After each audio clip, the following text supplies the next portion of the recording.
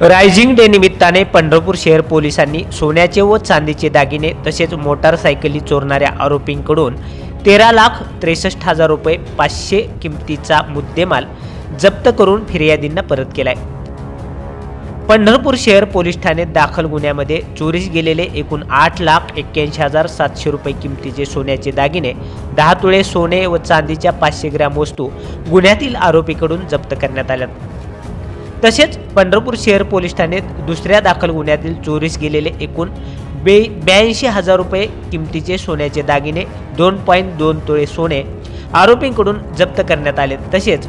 सन 2025 अखेर एकूण 35 मोटारसायकली या मूळ फिर्यादीस परत देण्यात आलेल्या आहेत। सदर चोरीचे गुन्हे उघडकीस आणण्याच्या उद्देशाने माननीय पोलीस अधीक्षक श्री अतुल कुलकर्णीसह माननीय अपर पोलीस अधीक्षक श्री प्रीतम यावलकर, माननीय सहाय्यक पोलीस अधीक्षक श्री प्रशांत डगळे, पंढरपूर विभाग पंढरपूर यांचे सूचनेनुसार व पंढरपूर शहर पोलीस ठाण्याचे वरिष्ठ पोलीस निरीक्षक विश्वजित घोडके यांच्या मार्गदर्शनाखाली गुन्हे प्रकटीकरण शाखेचे अधिकारी सपोनी आशिष कांबळे व अंमलदार यांची विशेष पथके नेमून पंढरपूर शहर व परिसरातील त्या ठिकाणाचे घटनास्थळ निरीक्षण करून व त्यावर बारकाईने लक्ष ठेवले असता सदरचे आरोपी मिळून आलेत।